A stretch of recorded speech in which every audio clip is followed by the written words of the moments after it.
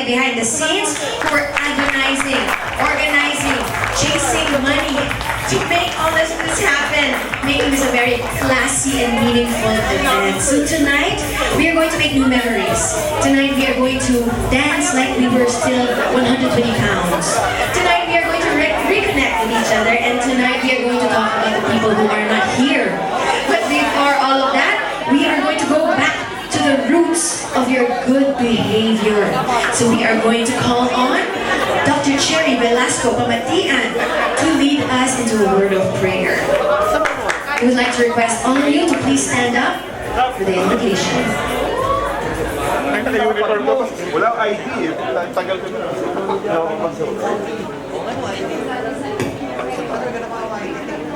Datasal pumikit kayo. Let us put ourselves in the presence of the Lord.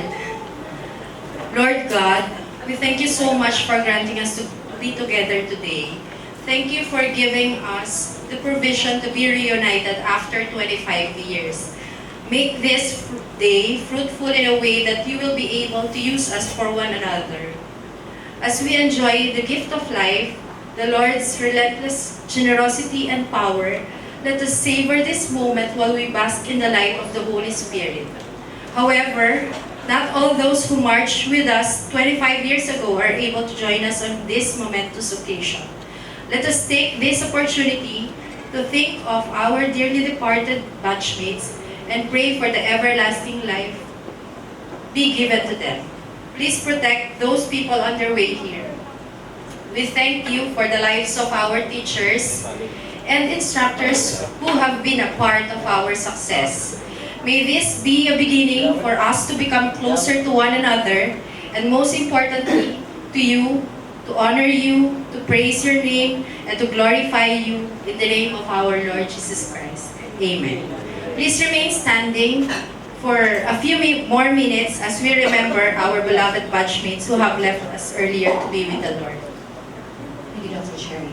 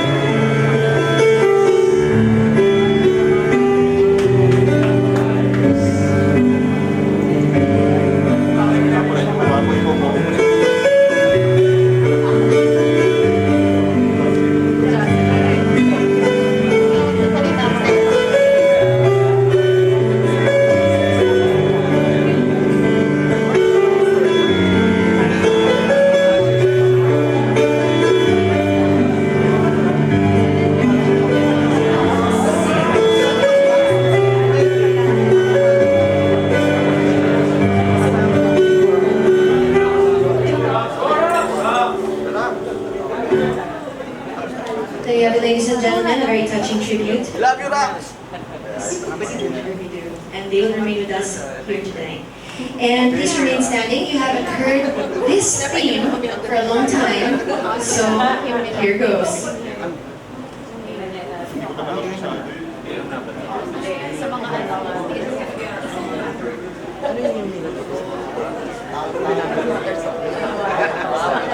Ladies and gentlemen, the Agustinian hymn.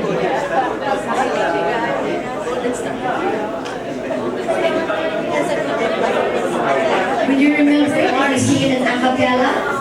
I see a few stares from the technicians. We didn't have it? Here we go.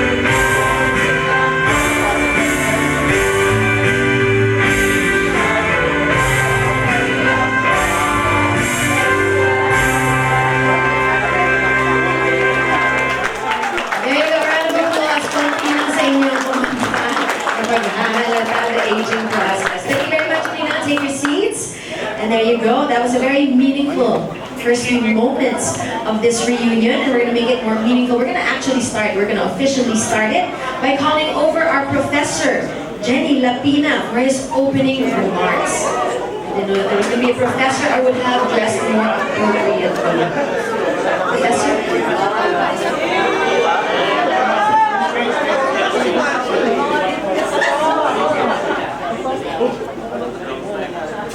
Are you a teacher or are you of them? No.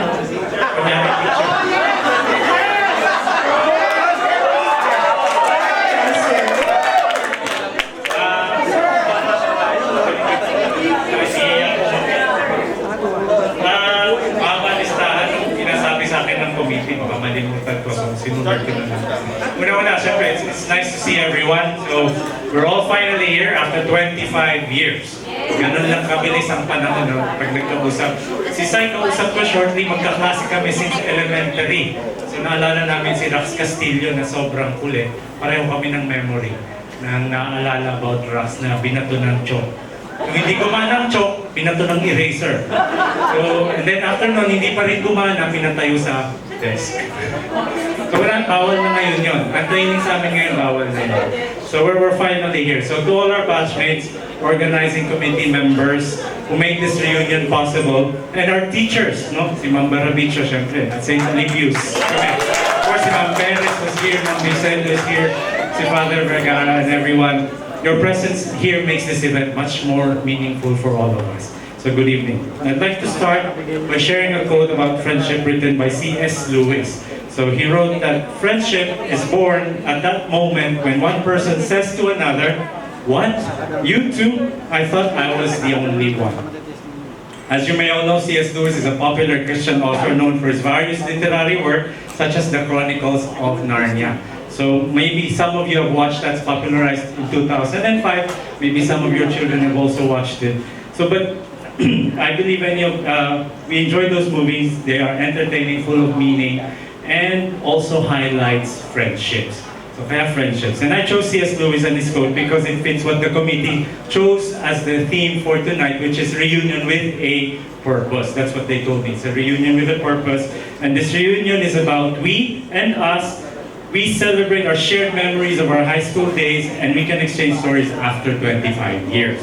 And for sure, all of us have our own unique fun memories of experiences at CSA, including our teachers with us today. And of course, this is a chance for us to rekindle stories, rekindle friendships, and an opportunity to extend support to others. So tonight, of course, for this reunion, our batchmate Edward de las Alas received support from CSA Batch 94. Right. And I think that was already reported. We were able to raise 30,000 for his medical support. That's through our batch. And of course, on behalf of the reunion committee, they are very thankful. We are all very thankful for those generous contributions. To Edward, of course, you are an inspiration. An inspiration for all of us to have courage and hope. And when I heard of your story and struggle with the big C, and I have a lot of friends and family also with that same struggle, so I know a little bit how how difficult. The first mental thought that came to me about Edward was a gentle, soft-spoken and smiling Edward. Yun yung unang thought nung sinabing Edward. That's the first thing that came to me was a smiling Edward, a very soft-spoken, smiling Edward. And we are very happy and thankful that you are here tonight as well with us, Edward. And of course, at this point, may we ask Miss Luz Loyola to hand over a small token for Edward, and it was drawn. Right? Yeah, Miss Luz Loyola will give it to Edward. Or Edward can come here. It's better. Much. Malakas si Edward. Yeah. He's good. So si Edward. Can we give a round of applause for Edward?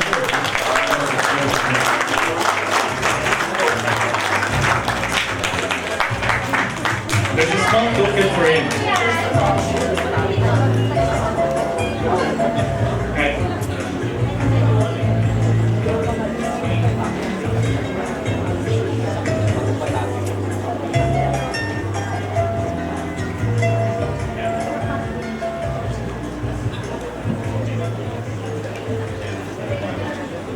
So itong small token ay galing inukit ni Jerome Orticio.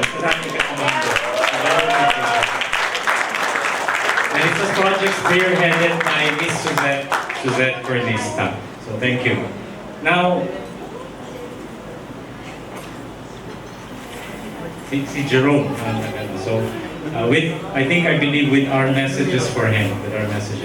So we all sent messages for him. So just a few weeks back also, the committee was informed of another need coming from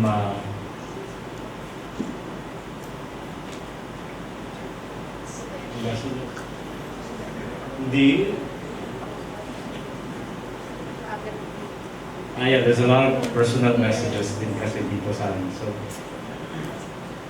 but you're a smiling Edward. That's what I remember about you. So, that's what you are. You're full of courage, full of hope. And really inspiration sa amin sa buhay na ito, Edward. So, be strong. We're all praying for you. Just remain strong, okay? So yun yung naalala namin sa isang palangiting Edward. Alam ko nangiti ka pa rin hanggang ngayon dyan. So, okay. And of course, aside from our support kay Edward, just a few weeks back, na-inform din yung committee. And should we let Edward rest at the back? Or no, let's let him rest and then so you can, para mabasa ni Edward yung messages there. Si Sir Matt Salay pala, nandito rin eh. Parehong ngiti pa rin ng dati. So, of course, a few weeks back, the committee has also told me that to share also to everyone, and I informed ako there's a need from Balabag Elementary School in La Carlota, Negros Occidental. Our former commandant, do you know who he is? Kung hindi, gimbitin. So it's Mr. Tracy Hiseta. Nag-reach out daw sa committee for donations to support 380 students in his school. Specifically, they will be needing notebooks for this school year. So tonight, I was informed by the committee, it's a perfect opportunity to respond to that call. So there will be a basket, I believe, going around, and you may share any amount that you can spare. And our batchmate Luis Malayas Mahadukon, right? Mahadukon, will spearhead this initiative. So meron pong basket daw po na iikot. Okay? Hindi basket ito, box ito. So it will go around and any amount daw po yung ilagay. So there is truly much to be thankful for tonight. Do you agree? Yes, absolutely. There's a lot to be thankful for. But for tonight, let us appreciate and applaud our school batchmates that made tonight possible. I think that's very important, very commendable yung effort nila. So voluntarily and behind the scenes are the efforts of the committee members, Suzette Cornista, Asset Herodias. Are you here, Suzette? Asset Herodias, Pia Lica,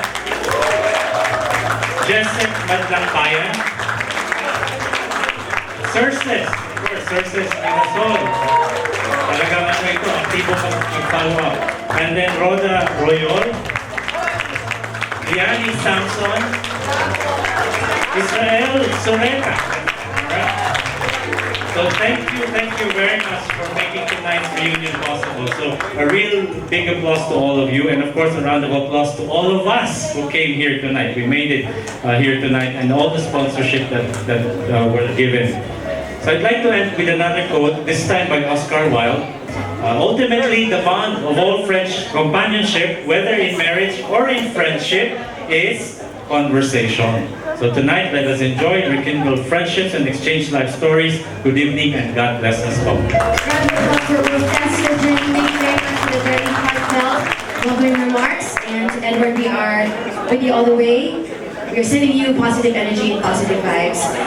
We would like to welcome another speaker, although it says it's an inspirational speech. We've already had one from Professor Jenny, so this is going to be the second inspirational speech. Let us all welcome on stage Mr. Douglas Manzalay.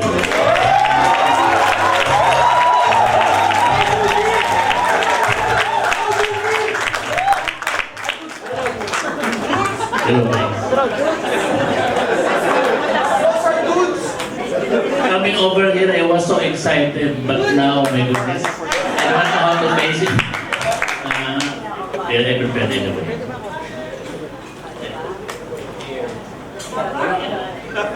Kinakabahan ako. Dati kayo ang kinakabahan sa akin, kayo naman konti kayo. Talaga naman. Anyway. So, good evening, Agustinians! Good evening, fellow alumni. Okay. I am so happy to see you, and I felt so honored to have been invited in your homecoming together with your mentors before, the teachers, and with our former president, Father Vergara, and our present president in the Colegio San Agustin Binyan, Father Romel D. Par. I was really planning to let you sing our school songs, pero nakanta niyo nung una. Okay. A while ago, I greeted you as fellow alumni. Indeed, I considered myself as an alumnus of Colegio San Agustin Binyan because I am not anymore connected with the school. There were instances before that I tendered my resignation, but I was denied until finally in 2015 it was approved, but not totally disconnected. I tendered my resignation with the intention to have a private kind of life in my hometown in Davao. It had been 28 long years that I served Colegio San Agustin Binyan, and I wanted to devote the remaining time of my personal life in my home place. 28 years din. Ganun katagal. My former administrators found the opportunity to let loose of me to go in Davao and at the same time serve the new fight and sister school, Colegio San Agustin in Makati, Davao Oriental. During the meeting of the Board of Trustees in May 2015, they have decided and recommended that I would be transferred in CSA Makati as a registrar. One member of the board, my former president, right away called me up about it while I was on vacation in Davao and asked me if I would be willing to be assigned in Makati. And I gave him a big yes. Although the salary was quite small, I did not make a second thought of it because of my desire to go home. I could finally see my land of promise as many times as I could, unlike when I was in Binyan. Not even the bulk of the challenges of work that I would be facing could hinder me not to accept the offering an opportunity. Indeed, it's true because what I am doing nowadays in school is very Herculean.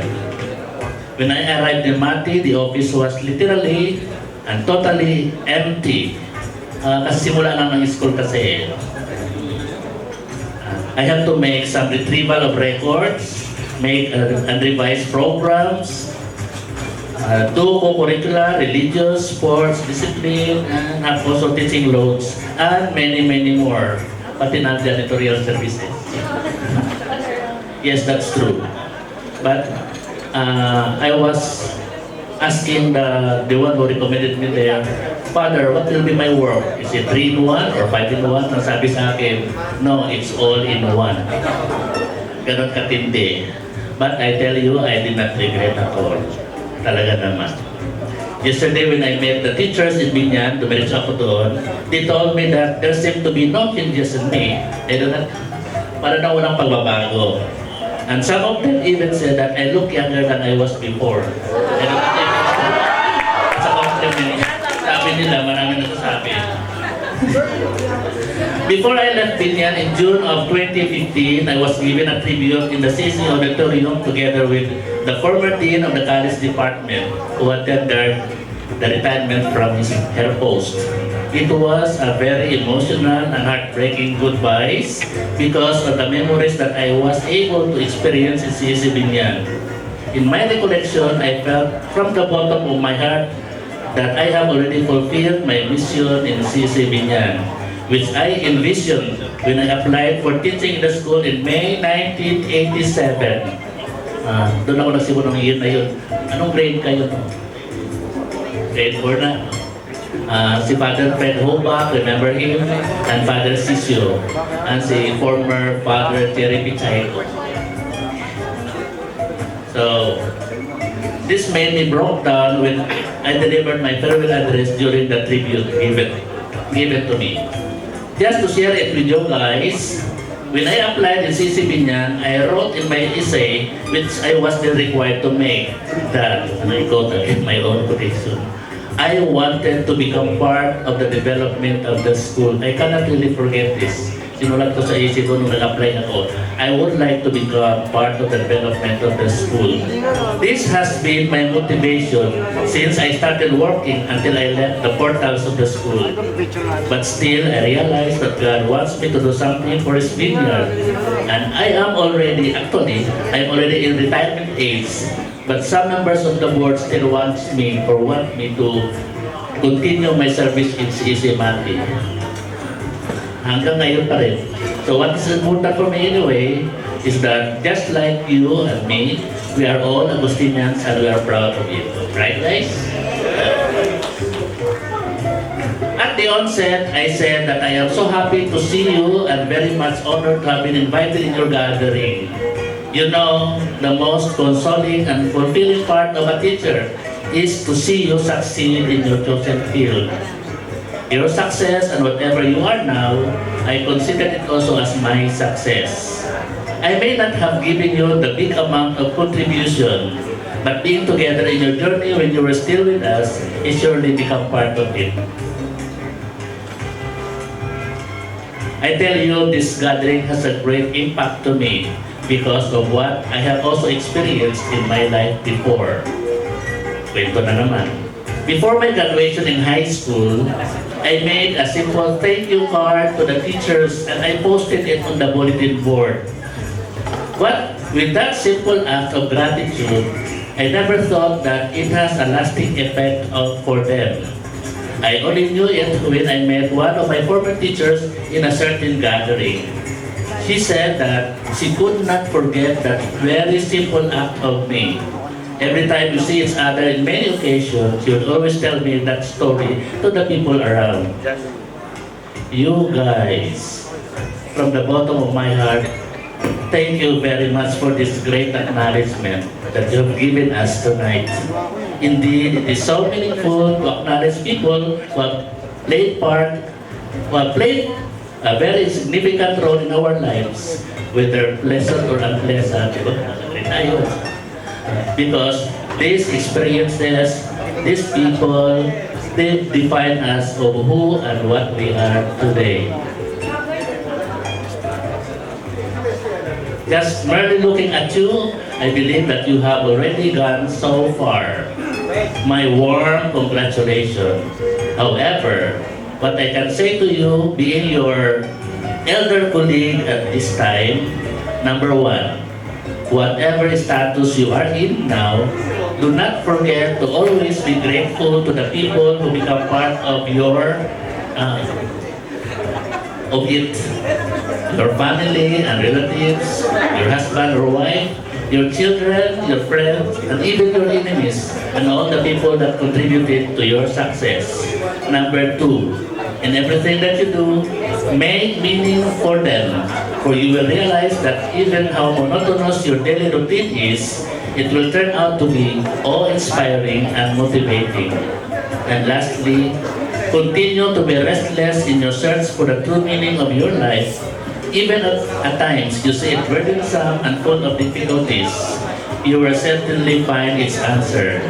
And your restlessness will soon find rest and true happiness. Good night and God bless us all. Hail St. Agustin! Hail St. Agustin!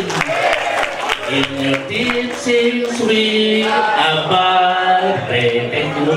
Thank you. A round of applause for the Subza class. Thank you. That was very entertaining, aside from inspirational. Okay, so we've had a lot of good behavior already. We had a really meaningful tribute to teachers. I think it's time to get a little naughty with a little alcohol and a little Mr. Sexy. In my script, it says to call on Mr. Sexy. X-E-X-Y. Mr. Sexy. Sir says. Sarah says.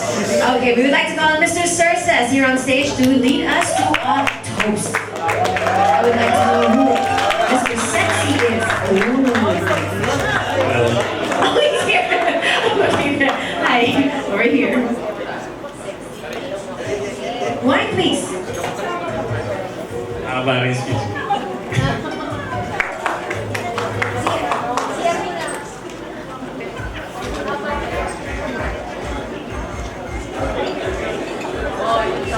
Meron tayo naman. Mamaya na. Sabihin ko kayo. Ayun.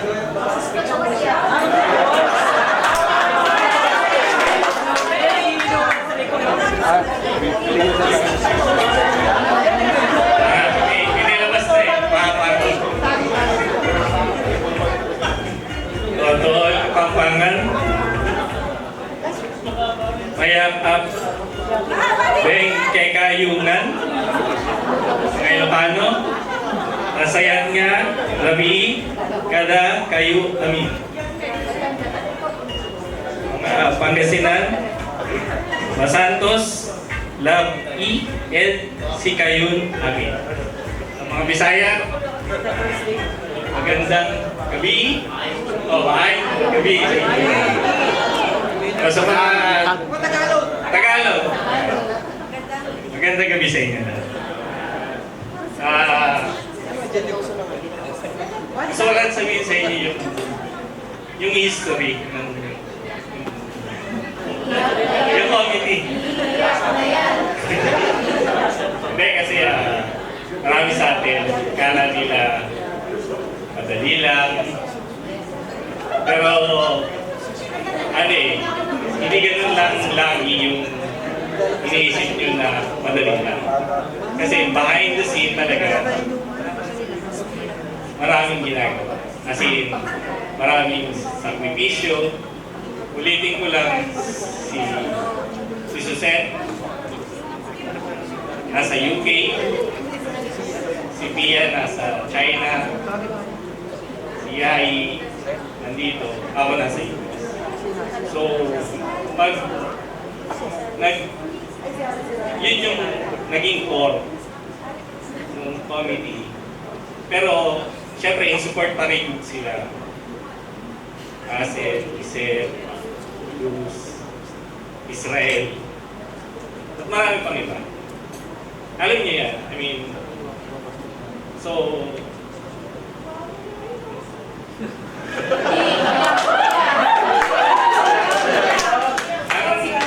nangyari lang kasi is, we did it with passion, with purpose. Kasi, mahirap. Like, pag magko-conference call kami, ibang time zone. Tapos, we have to, yung core, kaming apat, we have to decide, apat kami. Yung core. So, walang ma-even out. So, like, tingnan nyo naman, si Pia, yung mga medals na yan, nakaplaki. So, siya talaga, Kumbaga sa One China policy, siya yung all batch policy. So, fine. Kanta na ba ako? Si Suzette naman,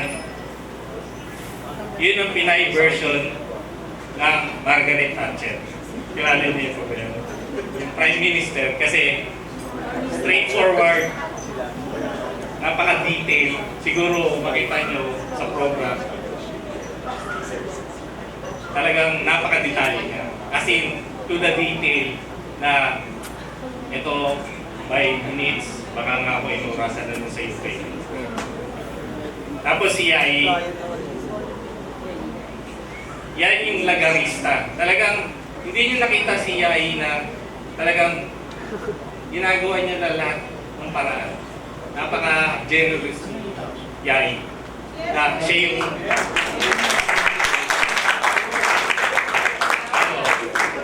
pumunta sa bangko.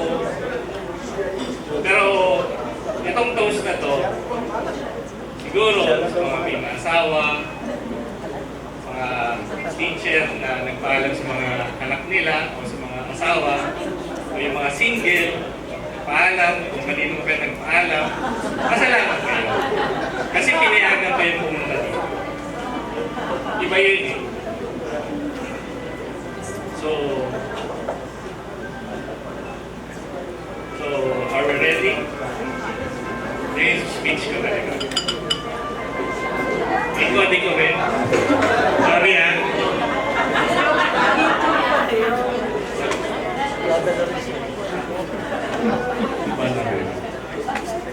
Especially kay Roda ha. Huwag natin kalimutan. Kung hindi niya tinawagan ako, hindi ko malalaman na may reunion pala. As in, so, get ready with your toast. Those that we remember our memories from our school and beyond. The good times we had. The good times to come. The memories that we will make tonight and the years to come. And to the next time. Well, 25 years, 2044. 50 years yun. Sana, nandito pa tayo lahat. We got all together. To the class of CSA Primea 94. Raise your glass.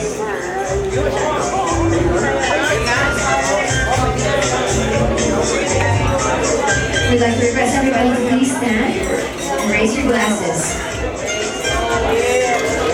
So, Cheers, everybody. Cheers to the class 94. Cheers to friendship. Cheers to reconnection. Cheers to more memories starting tonight. Thank you very much, Mr. Sexy, for that wonderful toast. And yes, that is the beginning of your alcoholic drinks tonight. I hope there's gonna be more. That's just the first sip. Okay, right now, are you hungry?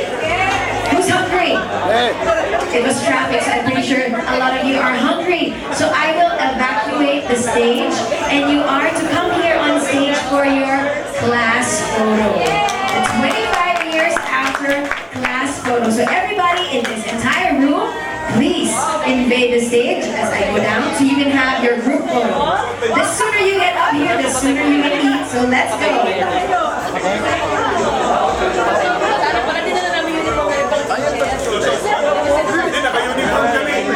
Go down, please. Everybody, please stand up. All of you, wherever you in the class. So all the class 94, please invade the stage right now.